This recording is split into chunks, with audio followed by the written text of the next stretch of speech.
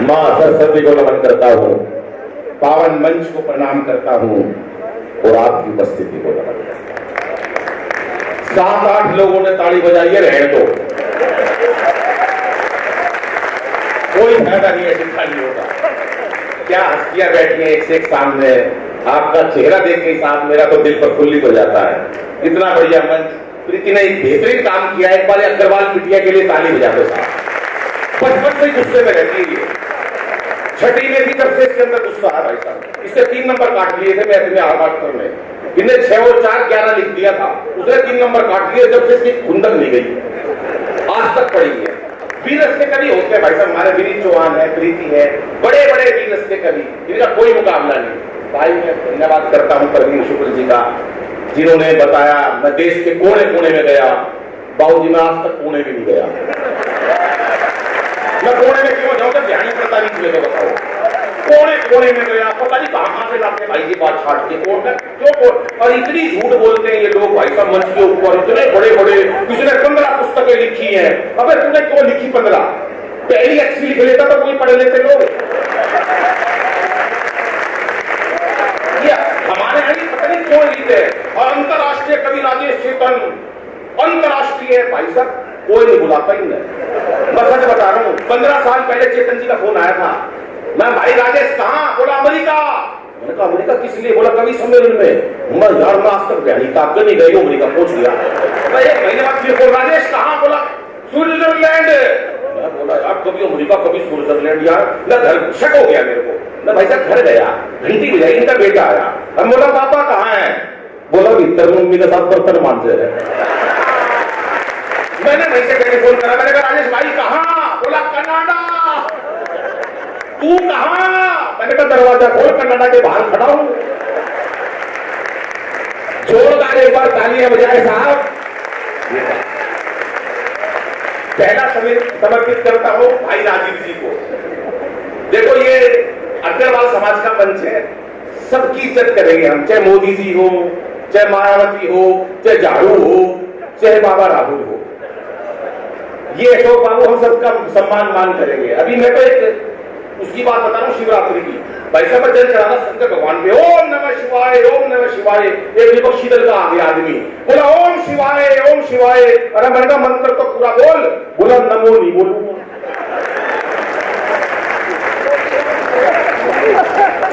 शंकर घोड़ा नाराज हो जाए, सोनिया माता नाराज नहीं। सत्ता को संभालते ही मोदी ने ऐलान किया कि खुद नहीं खाऊंगा और खाने नहीं दूंगा मैं। जब मोदी जी आए थे देश में, आपने कहा सब आप याद कर दिए, सबने एक ऐलान किया था, सत्ता को संभालते ही मोदी ने ऐलान किया, ना खाऊंगा ना खाने दूंगा। राजीव जी अगले दिन एक और बयान दिया, घर घर में शौचालय बनवा दूंगा। जब ना खाएंगे ना खाने देंगे। ये बात देश में 2 लोगों के समझ में आई, एक नीरव मोदी के,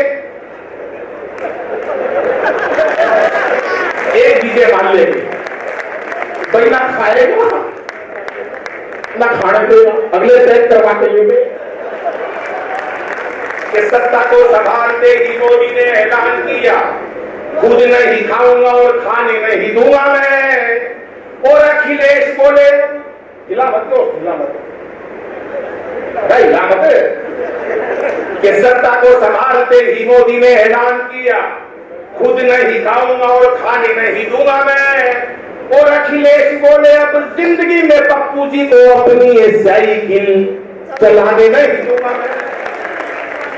अमित शाह बोले चाहे कोई भी जुगाड़ करूं, अमित शाह बोले चाहे कोई भी जुगाड़ करूं, गवर्नमेंट किसी को बनाने नहीं।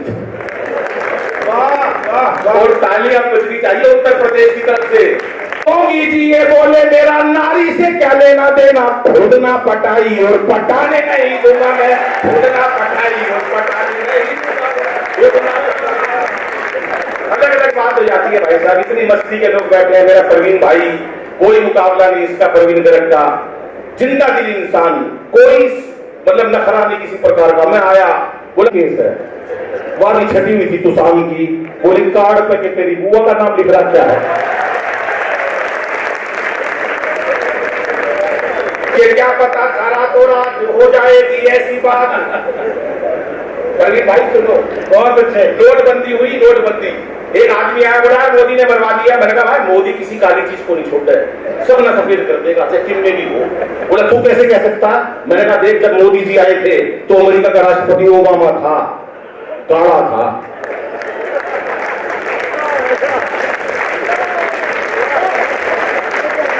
कि सत्ता को संभालते ही मोदी ने ऐलान किया कि खुद ने क्या पता था रातों रात हो जाएगी ऐसी बात। नोटबंदी हुई साहब, क्या दृश्य था एक बार सुनिएगा, मस्ती लीजिएगा। कि क्या पता था रातों रात हो जाएगी ऐसी बात, एक फरमान से ही सड़क पे ला दोगे, और हमें क्या पता थी ऐसी कड़क बनेगी चाय, एक घूंट में ही सारी जीप को जला दोगे। और जियो मेरे लाल की आशीष अंबानी के लिए, जियो मेरे लाल की आशीष अंबानी के लिए, बाकियों को चाय वाली केतली थमा दो। और अब तालियां चाहिए साहब कि बाकियों को चाय वाली केतली थमा दोगे, और आपने लुगाई छोड़ी, देश का कसूर क्या है, लगता है धीरे धीरे सबकी छुड़ा दोगे, लगता है धीरे धीरे। राजीव भाई इस बात के विशेष खुश हुए। ये मस्ती की बात है साहब। हम तो दिल्ली में रहते हैं, हमारे अरविंद केजरीवाल साहब 5 कमरों का फ्लैट है, केजरीवाल साहब का 5 कमरों का। 4 कमरों में भाई साहब, एक कमरे में पूरा परिवार छप रहता है, एक कमरे में, बाकी 4 में मोदी के खिलाफ सबूत इकट्ठे कर रखे। 1 लाख कैमरे दिल्ली में। हमारी बहनों ने, हमारी बेटियों ने भाई साहब पदक जीते। उसी दिन शाम को केजरीवाल साहब का मेरे पर टेनिस होना है। मैं भी बचपन से लड़की बनना चाहता था, मुझे मोदी ने रोक लिया। हर काम में मोदी, कहीं पे भी देख लो वहीं मोदी। लेकिन मस्ती की बात है साहब, मस्ती का कोई ठिकाना नहीं है। हमारे भाई साहब से जानता हूं उनको, भोवानी वाले अशोक भाई, आज से बहुत पहले से भाई साहब मस्त आदमी है, देशभक्त है पूरे। मेरे को याद है एक बार भाई साहब मैं रेस्टोरेंट के अंदर कॉफी पी रहे थे, ये बात होगी कम से कम सन 1923 की है। गांधी जी के साथ जो छोटा बालक था ना, उस टाइम की बात बता रहा हूं, 1923 की। मैं, अशोक भाई, हम एक होटल के अंदर, उस टाइम रेस्टोरेंट होते थे भाई साहब, कॉफी पी रहे थे। तो इनका जलवा बता रहा हूं, देशभक्ति का, अशोक भाई का उस टाइम का बता रहा हूं मैं। एक चीनी, एक पाकिस्तानी और एक कॉफी पी रहे थे। पाकिस्तानी ने कॉफी खत्म करी, कब हवा में उछाला, ठा 2 गोली मारी, कब तोड़ दिया। बोला हम पाकिस्तानी है, हमारा जलवा है साहब, जिस कप में एक बार कॉफी पी लेते हैं दोबारा नहीं पीते। तो यार क्या कमाल का आदमी है। अब चीन वाला जैसी कॉफी खत्म करी, कुर्सी निकाली, नीचे से हवा में उछाल दी, 2 गोली मारी, ठा जिस कुर्सी पे एक बार बैठ जाते हैं दोबारा नहीं बैठते। हम चीनी आदमी है, अशोक भाई। जैसी कॉफी खत्म करी, पहले तो चीनी का गोली मारी, ठा, फिर पाकिस्तानी का मारी, ठा। बोला जिसके साथ एक बार कॉफी पी लेते हैं।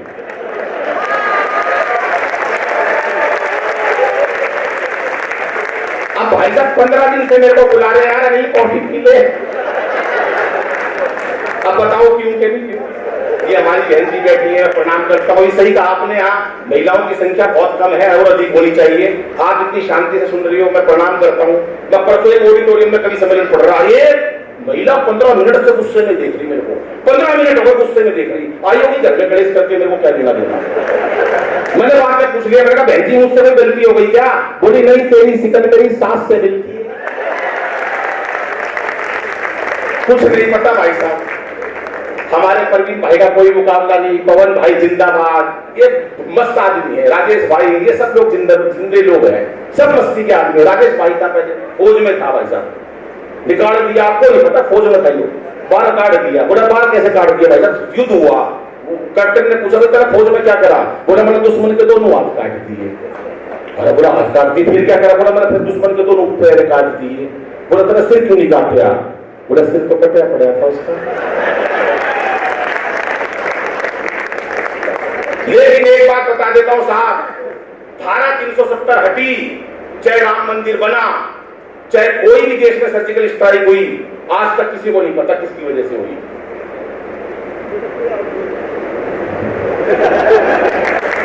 राजीव जी आपको भी नहीं पता, 12:30 बजे बाबूजी बिरलाल जी, शराब जी, आप तो पढ़े लिखे लग रहे हो,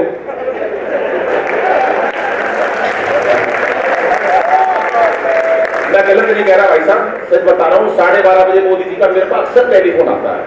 मैं किसी को बताता नहीं, मैं अपनी पढ़ाई क्यों करूं, मैं तो मन ही नहीं करता पढ़ाई करने का, ये बताते नहीं है। पर इतना बड़ा कवि मंच पे भाई साहब आपको कभी देखने को मिलेगा जिसकी मोदी से डायरेक्ट, शिवरतन जी डायरेक्ट बात होती है, डायरेक्ट बिना किसी लिए के।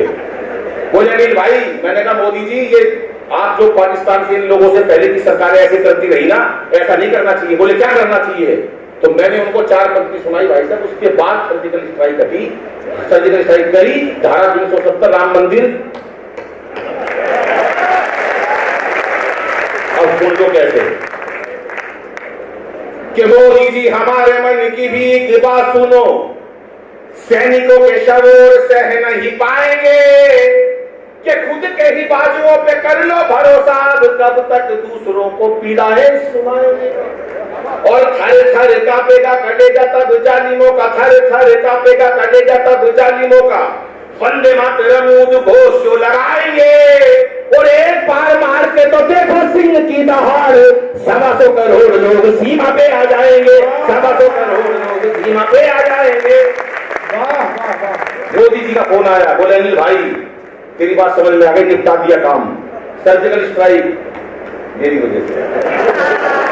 और ये किसी को नहीं पता, बिहारी वालों की वजह से हुई है, क्योंकि मैंने 4 लाइनें सुनाई थी मोदी जी को। बोले साहब धर्मदत्त जी सुन लो, दुर्गा दत्त जी। उसके बाद बोले और कुछ कहना चाहता है? मैंने कहा हाँ। बोले बोल सुना।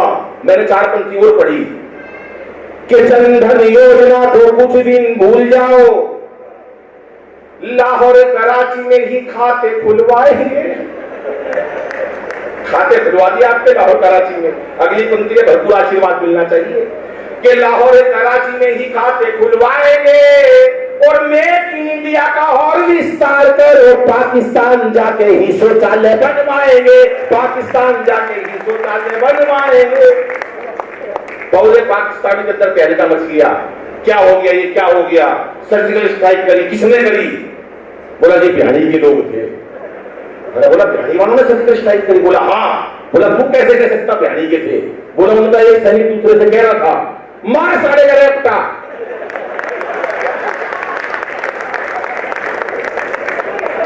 हमारी तभी समझ में आ गया भिवानी के लोग थे। अब तो दोनों देशों में प्यार जोड़ दो। बोले प्यार नहीं जुड़ेगा। मोदी जी बोले जोड़ना पड़ेगा। मोदी जी बोले सुनो, एक ही शर्त पे प्यार जोड़ सकता हूं, पूरे सदन को अगर विश्वास हो कि तुम्हारे भिवानी के आदमी ने काम करा तो तालियां बजा लेना और विश्वास करना, जो विश्वास नहीं करेगा मेरा खेलेगा। कर लोगे तो ठीक है। सुन लो मेरी बात भाई साहब। मोदी जी से बात करी उन्होंने, हाँ भाई हाँ जी आप सर्जिकल स्ट्राइक हो गई, सारे काम हो गए, माफी मांगते दोनों देशों में प्यार जोड़ दो। मोदी जी बोले नहीं जोड़ूंगा। बोले किस शर्त पे जोड़ोगे? मोदी जी बोले अनिल से पूछ के बताऊंगा।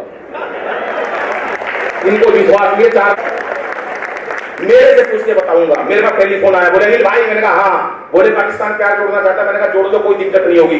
4 पंक्तियां सुनिएगा। मुकेश भाई सुनो 4 पंक्ति मैंने लिख के दी, पाकिस्तान के राष्ट्रपति को सुनाई। मैंने कहा देश को कोई नुकसान नहीं हुआ, समर्पित करता हूं अशोक जी को। सुनो, जो भी है तकरार की बातें दिल से सभी भुला देंगे और पाक से दुल्हन आते ही सारा कश्मीर सजा देंगे।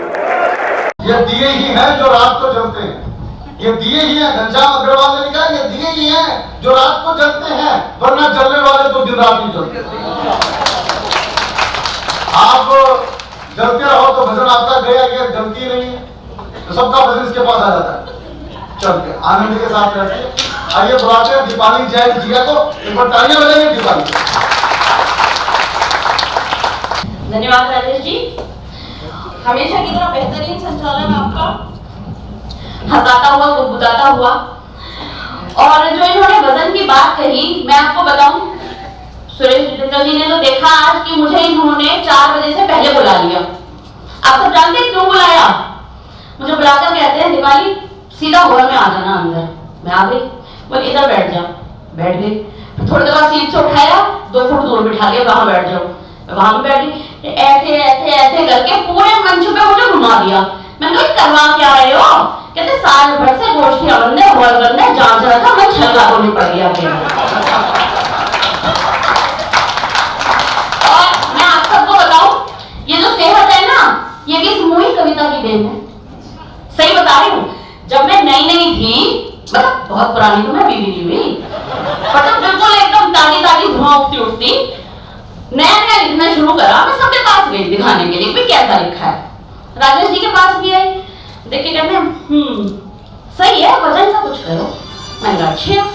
मैं रेणु दीदी के पास गई, गजल की बड़ी हस्ताक्षर है, मैंने कहा दीदी जरा देखना कैसा लिखा है। बाकी सब तो ठीक है दीपाली, थोड़ा सा गजल पर ध्यान दो जरा। मैंने कहा अच्छा जी। मैं सुषमा जी के पास भी गई, मैं सत्या दीदी के पास भी गई, और तो मैंने प्रीति को भी नहीं छोड़ा। मैंने कहा प्रीति बेटा तू ही देख कर बता दे। कहती दीदी बाकी सब बढ़िया है, वजन पे तो ध्यान देना ही पड़ेगा। भाई साहब दिमाग चल गया मेरा। घर गई और 6 महीने तक दबा के आलू के पराठे मक्खन के साथ पहना। अब बताओ वजन है कि नहीं है? ये होती है वजनदार कवित्री। तो आपके सामने वजनदार कवित्री आई है। तो सबसे पहले तो आप सबको नव संवत की बहुत बहुत बधाइयां, शुभकामनाएं। और राजेश जी बहुत अच्छे लग रहे हैं आज, वाकई में। मतलब ये जैकेट कतई गजब ढा रही है, और ये जो बालों की सेटिंग करा के आए हो, और ये चेहरे का नूर दिख रहा है, और ये फिटिंग वाली पैंट आपने पहनी है, मतलब वाकई में गजब ही लग रहे हैं आज तो। क्या कहना है इनका। और जो ये नए लोगों के लिए कार्यक्रम करते रहते हैं, जो इन्होंने जबरदस्ती आज की गोष्ठी करवाई है, मतलब भाई साहब सदियों में ऐसा एक इंसान आता होगा जैसे राजेश जी है। एक माला बची है क्या? और मैं आप सबको बताऊं, आप सोच रहे होंगे मैं राजेश जी की इतनी ज्यादा तारीफ क्यों कर रही हूँ। तो मैं आप सबको बता दूं कि मैंने जितने भी शब्द इनकी तारीफ में कहे हैं जनाब, एक भी सीधा दिल से नहीं निकला। अभी हुआ क्या था, वो पीछे बच्चा बैठा है सचिन शालीन, बेटा मैं खड़ा होके अपना ये मास्क हटाओ, दिखाओ दिखाओ जरा सबको। हाँ, इन्होंने फेसबुक पर अपनी एक तस्वीर डाल दी।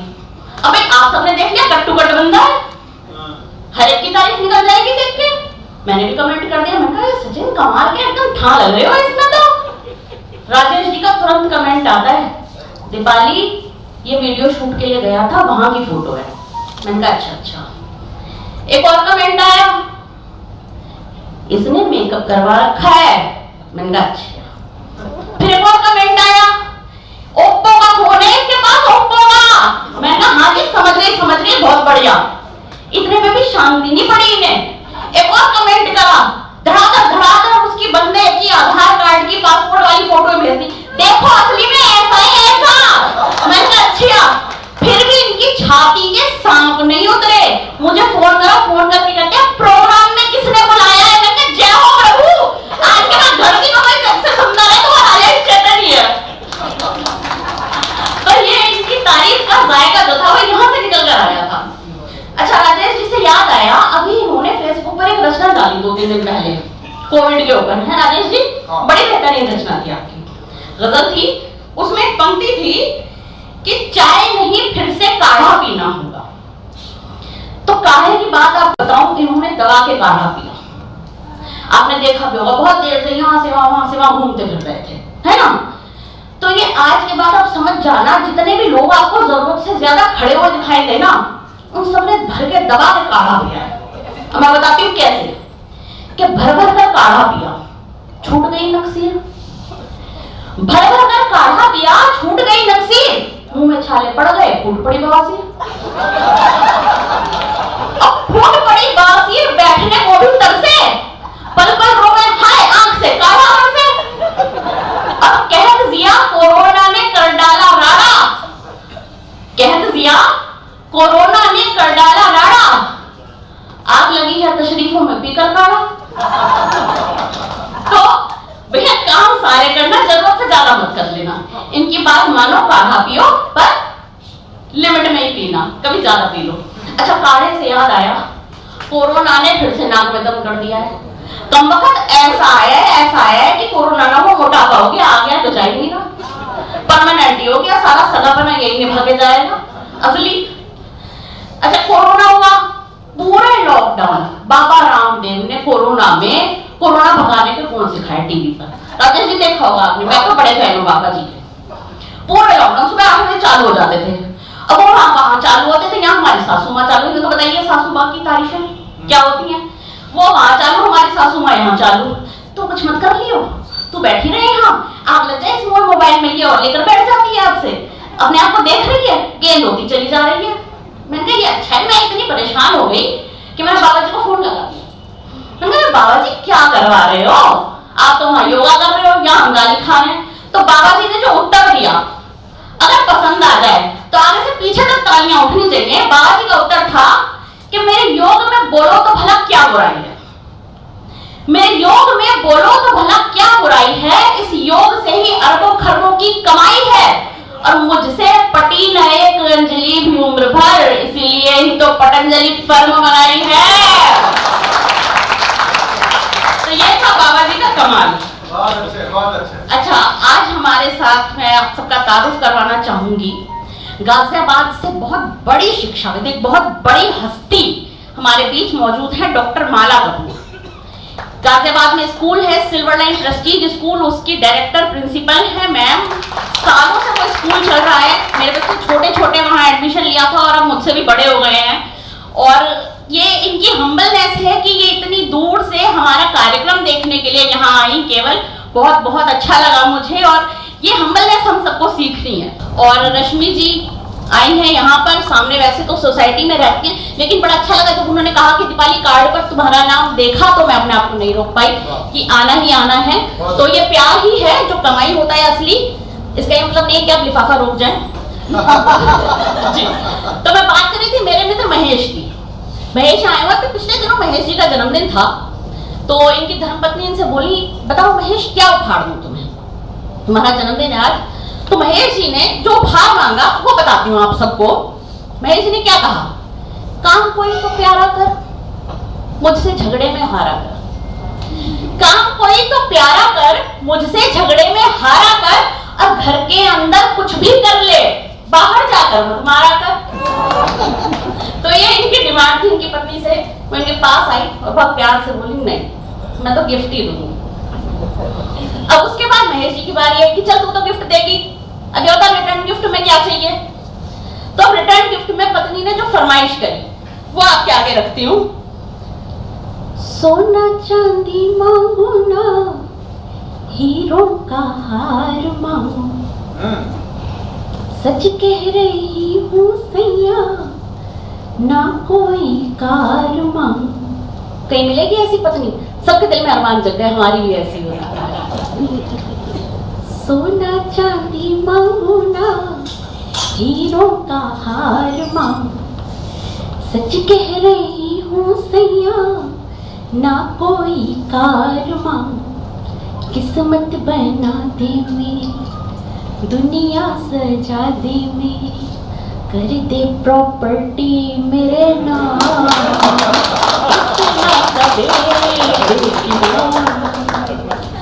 जो महिलाएं हैं अगर यही लेने की इच्छा हो तो जरा तालियां जोर से उठाओ भाई।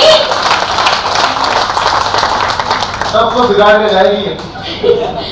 तो अभी क्या हुआ, पिछले दिनों प्रशासन की वजह से अपना असर छोड़ के जाना चाहिए। तभी प्रशासन की मेहरबानी से होली की बहुत सारी जो कविताएं है ना वो किताब में भूल जाती है। अब आज ये नसीब से मौका मिल गया है तो ऑडियंस में तो कौन छोड़ रहा है, कभी को चाहिए क्या ऑडियंस, और तो कुछ चाहिए नहीं। तो आप सब मिल गए हैं तो मैं सोच रही हूँ होली की कविता की मुंह दिखाई कर दी जाए, क्यों ना जी क्या कहते हो? कर दो, स्वागत।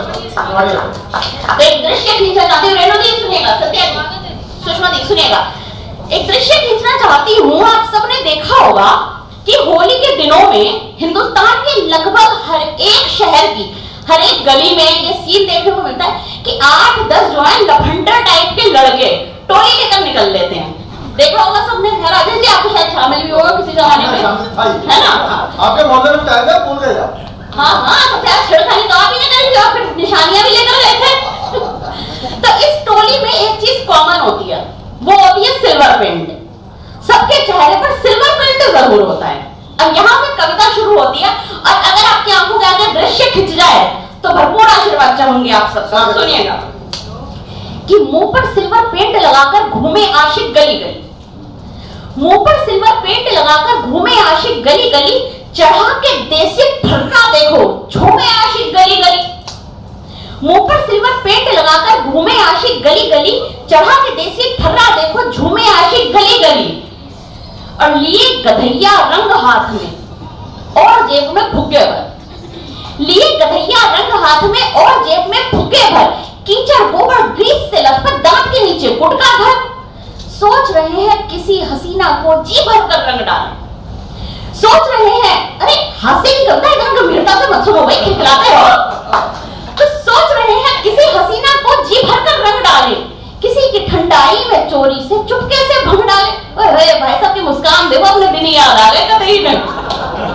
तो सोच रहे हैं किसी हसीना को जी भर कर रंग डालें, किसी की ठंडाई में चोरी से चुपके से भंग डालें, और तभी अचानक जीन्स पहनकर आई छवि शर्माती सर से, आए हाय बाबूजी, बाबूजी ने तालियां बजाई थी कोबरा वाली। तभी अचानक जीन्स पहनकर आई छवि शर्माती सर से लेकर पांव तक काली पीली पर इतराती, जिसे देखकर लड़कों के भी मन में लड्डू फूट पड़े और लेकर अपना सारा असला एक अबला पर टूट पड़े।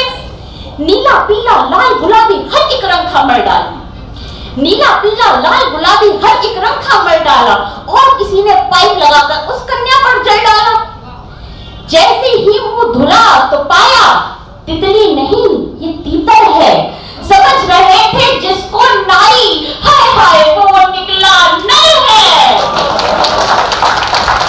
समझ रहे थे जिसको नाई, हाय हाय वो निकला नर है, और जिसे देखकर जाने कितने ही लड़कों का दिल धड़का। पता चला कि वो है नुक्कड़ वाले छज्जू का लड़का। और देख के ये कॉमेडी पिक्चर भागे आशिक गली गली, और मुंह पर सिल्वर पेंट लगाकर घूमे आशिक गली गली। बहुत धन्यवाद, बहुत शुक्रिया, बहुत मन से सुन रहे हैं आप सब लोग, और ऐसे श्रोता बहुत मुश्किल से मिलते हैं, और ये सारा क्रेडिट जाता है हमारे विनर साहब को कि उनके प्रेम की वजह से आप सब यहाँ आए, उनके प्यार से हम सबको सुन रहे हैं। अच्छा, बात आशिकों की हुई है तो प्यार की बात भी होगी। राजेश जी सुनाइए। अब प्यार की बात हुई, देखिए सबसे ज्यादा जो प्रेम की कोमल भावनाएं है ना, वो कवियों में पाई जाती है। अगर अच्छा तो जब प्रेम की कोमल भावनाएं वो कवियों में पाई जाती है। अगर कवियों के हृदय में प्रेम ना हो ना, तो आधा साहित्य जो है वो डब्बा बंद पड़ा है कि नहीं? सब सहमत है? तो जो कवियों के प्रेम की भावनाएं हैं वो आपके सामने रखूंगी। एक बार एक हास्य कवि को प्रेम हो गया, हमारे राजेश जी कभी कभी हास्य भी करते हैं। तो हास्य कवि को प्रेम हुआ, तो हास्य कवि अपने प्रेम का गहन निवेदन कैसे करेगा, प्रस्ताव कैसे देगा, वो आपके सामने रखना चाहती हूँ, देखिएगा। तू मेरे लिए अनमोल प्रिय, तुझे अनमोल प्रिय, तू मेरे लिए अनमोल प्रिय, पी जाऊं तुझे मैं घोल प्रिय, एक कब्ज के मारे प्राणी को तो लगती ई सब गोल।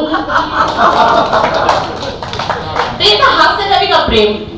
अब हास्य कवित्री, अब हास्य कवि को प्रेम होगा तो हास्य कवित्री से ही होगा।